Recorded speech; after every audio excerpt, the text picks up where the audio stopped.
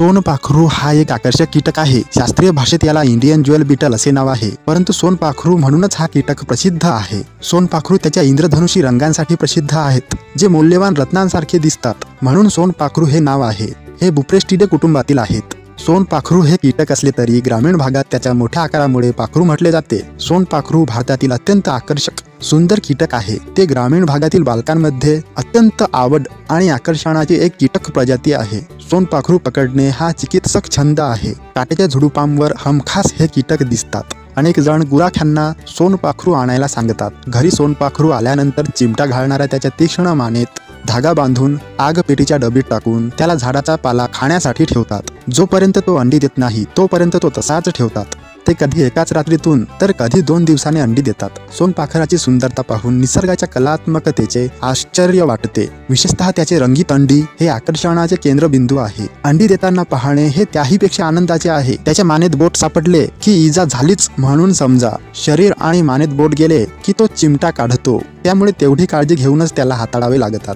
या सोनपाखराचे बालकांमध्ये विशेष आकर्षण असते। आकर्षक रंगामुळे हे कीटक बालके सहजरित्या हाताळतात। मात्र दिवसेंदिवस सोनपाखरू दुर्मिळ होत आहे। सोनपाखरू शाकाहारी आहे।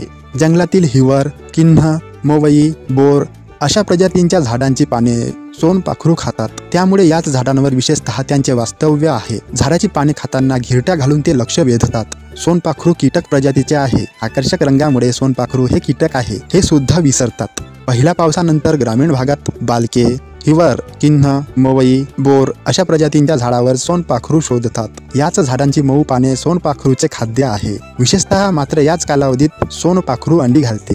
सोनपाखरू आशिया, ऑस्ट्रेलिया आणि अमेरिकेसह जगाच्या विविध भागांमध्ये आढळतात। ते सामान्यतः लहान ते मध्यम आकाराचे असतात। त्यांचा आकार काही मिलीमीटर ते काही सेंटीमीटर लांबीपर्यंत असतो। सोनपाखराचे एक अद्वितीय जीवनचक्र असते, ज्याची सुरुवात झाडांवर किंवा मातीमध्ये अंडी घालण्यापासून होते। अळ्यानंतर लाकडात जन्म घेतात, जिथे ते त्यांच्या आयुष्यातील महत्त्वपूर्ण भाग खायला घालतात आणि वाढतात।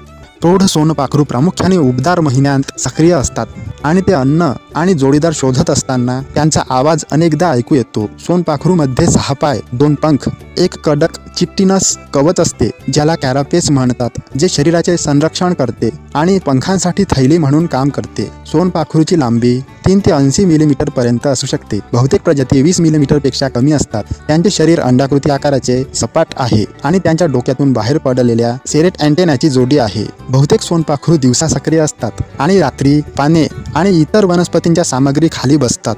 सोनपाखरू हे बीटलच्या सर्वात मोठ्या कुटुंबांपैकी एक आहेत आणि 775 प्रजातींमध्ये 15,500 पेक्षा जास्त प्रजाती ओळखल्या गेल्या आहेत। प्रौढ सोनपाखरू 3 आठवडे जगतो।